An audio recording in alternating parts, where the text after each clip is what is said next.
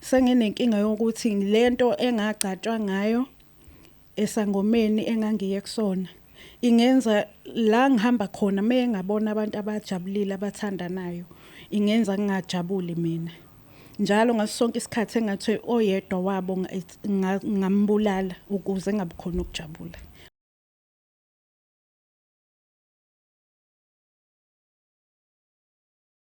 Inabekashana kaMenzi yaphuza umlaza ngameva nenabendlondle nophaphe ekhanda enhlana sazansi ezifundazweni zethu zonke ekhona eNingizimu Afrika sibingelele le iBlack Life TV igama lohlelo izimpande ezama-Afrika sidingida sijule sixoxa ngeindaba ezithinta ubuthakathi lobu obuthintana nezinto zokuthwala sikhuluma nabantu ke aba-experience into ezithile sizwa nje ukuthi abantu bathini nganza ukuthi ngibingelele eStern Cape ngibingelele eGoli ngibingelele eCape Town ngibingelele KwaZulu Natal ngibingelele eMpompo wherever you are eSwazini sanibonani sithemba ukuthi abantu ba-right eAustralia ba-right nje efundazwe zonke ekhona naphesheya kwelwandle nase-Africa as large sithemba ukuthi abantu baphilile igama lami uKingsichaka ke ngwakaluqa insizwa zethu sichaka sesha empunyela mfowethu amancinza kancane ededela intombambe sokona ubhambathe emhlane amagwala ngiyathobeka kakhulu ngiyabingelela bonke omakhosi ngibingelela emakhosi onke omhlaba akhona oyinduna omengameli bonke nje abantu abaphila qhubeka ukusubscribe ulike ushare ube ingxenye yomndeni okhula usuku nosuku uthanda nesinikalo namahlangana nani siyabonga kakhulu ingane zakwethu asingelo hlelweni namhlanje sizwe ukuthi isihambeli sethu sosuku namhlanje siphetheni sizokhuluma ngani ma kwenze njani sawubona ma Sawubona njani buti? Sikhona njani ni? Ngiyaphila. Hayi asibingelele sizwe igama maqala singakayi kude nje sizwe uthi ubani uma? Igama lami Yeah. yebo. Ngokudabuka eMbumbulu. Yeah. Yebo. Nyanda yaphahla. Ake sizwe ke mhlambe ukusukela eqaleni nje lapha eMbumbulu ukhula emndenini okangakanani nibangaka emndenini uzalwa sithenjini uzalwa kusona nibangaka nemi kanjani niphuwa nemali kwenzakala?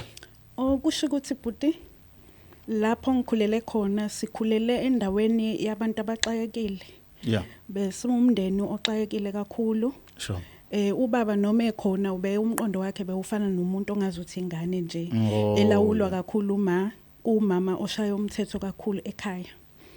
Emlawula like ukuthi sengisho ukuthi noma ngabe yini ubaba uyena uyena ozoyisho izokwenzeka ngendlela afuna okay yeah kodwa ekhona but efana indoda engekho yebo sure okay so ngike ngaba nenkinga engithwalise kanzima empilweni yami yeah ngalesikhathi isikhula njengoba sibabili kuma mina nodadewethu othe ukukhula kancane kunami udadewethu sikhule ndawonye sobabili naye njengamawele kodwa yena ukhulile thema kuhamba isikhathi kwafika la isikhathi khona sesiqala ukubona sesibona abantu besilisa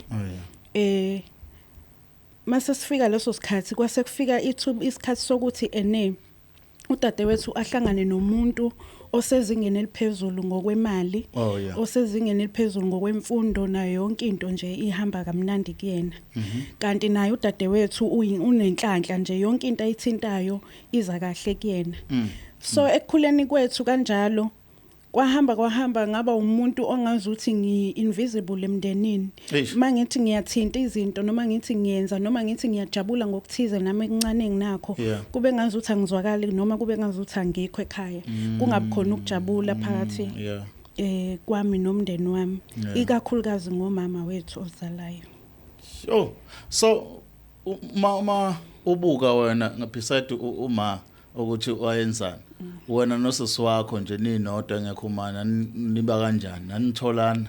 Mina nosisi wami kwakumnandi kakhulu sasitholana kukho esasingakushare naye wayefika ngijabule efuna ngimjabulela ukuthi hey sengihlangane noSibanibani uSibanibani ungenzela ukuthi ufisa ukuthi kusasa kube ukuthi naye empilweni yakhe mengabe mhlambe kade yokwenza i-interview abuye ejabulile umuntu oqala ambambayo dadewethu sekuzoba right la ekhaya kanje kodwa kagcina ngazuthi ke angisamthandisisi kahle naye udadewethu sithathe sisosibuyisela back esikhathini nifunda ngoba phela angithi manifunda ningamantombazana manabafana ninokwazi anti nikhona oxa kudadweni nawo sukukhona sikhona even if nihlaselwa abantu uthemba usisi wakho khona kwakuhamba kanjani? Kwakuhamba kahle kakhulu njengoba ngichazile nje ukuthi sasibambisene ngalendlela ukuthi ngathi samawele yonke into akekho wayevumela umunye ukuthi ahlukunyezwe kukhona omunye until kuba umama ongena phakathi kwethu. Xambukelayo. Yebo. So ubaba as much as engenawo amandla kangaka usho ukuthi ulawula uma ezintweni zonke ezenzakala ekhaya. Kule situation khona akakuphawula. Ngiba sekubonakala ukuthi uma uyanixova ubaba khona akakusho yavela yathini impendulo. Ubaba bengakaze ukuthi agxile kakhulu ezintweni ezibikwayo nezikhulunywayo. Ubekathula njalo lalele bese hayi kuzolunga noma hayi mawaba ukhulume nabo ebese yasala ke umama akhulume nathi. Ukukhulumeni kwakhe nathi akasasithathi njengezingane zakhe sobabili. Sure. Kanjani manje mayekhuluma nani uba society nelihle komunye libe libi? Indaba isekutheni mina sengiyinto engelutho engenalo ikusasa. Lo munye ngoba yena izinto zakhe zimhambela kahle uyena umuntu olalelwayo noma ngabe kukhona into ayibikayo. Mina ngeke ngize ngilalelwe, angeke nginikezwe ithuba futhi lokuthi ngiyichaze. Ngoba phela emakhaya mfethu kukhona into yesintu, kukhona abantu abakholelwa ekutheni mangabe kwenye ingane kukhona ngathi akunyakaza igcina sekuyiwe emsamo zonke lezi zinto azenziwe kuwena so that kuzogezeka lento athi uma wakho uyayibona. Cha bezingakaze zenziwe to the point ukuthi ngize ngifike la ekutheni kusho ukuthi ukuze nami ngithandwe. Sho ukuthi kumele ngiyibulale isoka lika dadewethu ukuze ngikwazi mina ukungena kudadewethu. Ngikwazi ukungena kumnyeni wakhe kuze nami ngikwazi ukujabula bese uma ekwazi ungithanda njenganaye. Wow, ubani wambula lahle kahle udadewenu noma isoka? Udadewethu. Wena wabula dadewenu? Yebo. So that uzongena kumkhwenyana. Kwafika ekutheni ukujabula kadadewethu kwaze kwafika ekutheni bayamthembisa ukuthi uzoshada. Bamthengela umuzi kanti udadewethu uzocela ukuthi ngize ngizobona lo muzi ngizohlala bengakashadi isikhashana kusalungiselela umshado. Ngase ngifika mangibuka umuzi ngawubona ukuthi izulu elincane phela leli. Ayikho into engekho kuhle kumnandi akulandwa kuyo yonke into nje kuphelele. Ngambona noSibari ukuthi hayi ufit impela nje umuntu oright. Ngaze ngafikela ukuthi ngoba mina ngikwazi ukwenza lokho noma ngishelwa abantu bendawo abayilusela inkomo. Noma bengilithola uthando kulowo wami oyilusela inkomo but ayikho into akwazi ukungenzela yona ngaphandle kokuthi angitshela ukuthi uyangithanda. Ukuze ngikwazi ukujabula sho ukuthi mina njengoba sengila endlini ya dadewethu nomnyeni wakhe abalungiselela ukushada. Kusho ukuthi mina ngibambelela ukusale sengihlala la kodwa ngibe ngimkhiphile udadewethu ukuze ngikwazi ukuhlala. Ngitshela sesingifuna ukuthola la ngize ngifike ekuthenini leyo kuthwala ingena kanjani la ngoba nakho manje usumbule dadewenu yebo lo mkhwenyana uyasho ukuthi impunyela kodwa ningayazi ukuthi imali ithathaphi kanjani kungena kanjani ngisengiyakubona kwadadewenu ubhlungu owabenza kudadewenu kuhamba kufikephi la. Okay, okusho ukuthi ngayiqalela ngendlela yami ukuthi ngibulala udadewethu engekho uSibari. Mangimbulala ngamphosa njengoba ngangishilo ukuthi sasendlini yakhe yesilungu enhle. Ngamphosa wayowela ngale kwamastepisi wafa. Mayefile kanjalo ngafuna ukuthi ngibe neshow ukuthi ufe ngempela ngathola ngempela ufile then ngase ngiyamanzisa ngaphuma ngazi ukuthi umuntu oziwele kade enza something. Nangokuthi kuma noma kade engangithandisisi but ubengithemba ukuthi kuphela ubefuna ukuthi nami ngibe umuntu onezinto ezenzekala lula. Ngathini usho ukuthi ubethatha ukuxakeka kwakhe kwenza esithwalisa kona efuna ukuya phambili ngathi. So uthe mase shonile kanjalo kwase kuthiwa angihlale ke noSibari kuze ngikwazi ukusiza endlini ekhaya. Yebo. Ngase ngihlala kanjalo ke. Mina ngifuna le because la sikhuluma ngento ethinta nokuthwala phakathi. uSibari wakho amandla wathathaphi? Usukhona ke manje kusena uSibari sekumuntu wakho usuyamgomlela. Ngangamazi ukuthi wathathaphi but mina imina owayifunela amandla ngaya kumuntu ukuthi angenze ukuthi mangibulela umuntu ngoba necala la dadewethu liya ngenzela ukuthi mangabe ukuthi mangibulela umuntu kungabi lula ukuthi ngitholakale ngibe invisible noma ngabe bayangisola kodwa kube nzima ukuthi badile nami. Inhloso yakho khona kuyileyo. Inhloso yami ileyo. Okay. Ngoba ngase ngizwa umthwalo kakhulu mangabe uma ehlale ngigxeka ngasonke isikhathi ukuthi ngisehluleki. Okay. Then ke into esiyenzeka engayithandi manje uSibari yebo wangithanda wangenzela konke kwamnandi kanje. Senginenkinga yokuthi lento engagcatshwa ngayo esangomeni engangiye kusona ingenza la ngihamba khona mengabona abantu abajabulile abathandanayo ingenza ngingajabuli mina. Njalo ngasonke isikhathi engathi oyedwa wabo ngambulala ukuze ngabukhona ukujabula. Ngoba nami ngisekugqileni ukutheni ngize ngenza lento kudadewethu ngenxa yokuthi uma ubengifakela umthwalo ngasonke isikhathi. Imake uma lento ekufikisela ukuthi bulala umuntu ombone happy wona nje mawubona umuntu happy ukuthi mbulala ikakhulukazi makuyikhaphuli. Yo. Now uyabuyela kulenyanga mawubuyela kuyona ukuthi yakuphendula khona nekutshela ukuthi yayenzani kanti kuze uzizwe kanjalo ngoba before vele ubunayo lento yonya ngoba nanga udadewenu wagcina umbulele but now usubulala nabantu abangahlangene. Inyanga ithini? Uma ngibuyela kwinyanga ithi yona izange yenze lutho yangicaba ngithi wena wathi ufuna ukuthi ube nesibindi nokuthi ungabonakala mawubulela umuntu ngikunikile ufunani kumina. Manje sengidinga usizo sengixwayisa nabantu ukuthi abantu abagade ukuthi noma ngabe kukhona abantu abakunikezwa umthwalo ngaleyo nto ungavumeli inhliziyo. Mana ke sisi singakayi kubantu sike siye kuwena nje siqo. Udadweni wegazi lo owahamba emhlabeni. Yebo. Enzala naye inyeswi. Futhi okusho ngokusobala ukuthi bengenankinga nawe. Bengenankinga. Kangangokuthi mangabe yofesa ubebuya atshele wena ukuthi impilo zethu seyizosho bengasho ukuthi impilo yakhe bethi impilo zethu. So uma kufika ipoint whereby uvukwa umona uqubuka umona umbulala ayikho enye option ongaba nayo ngaphandle kwale. Yayingasekho bhuti ngesimo sokuthi nami ngase ngifuna kusheshe ngibona ukuthi angiseyena umuntu lapha ekhaya ngoba uma besezama ngazo zonke indlela ukuthi noma ngabe udadewethu uyagijima uthi uzongibonisa ukuthi kwenzakaleni ngaye enhle ubesemvimba athi ngeke ulokhu utshelana nalo akayilutho lo futhi ngiyazi ayendawo yohlala nje.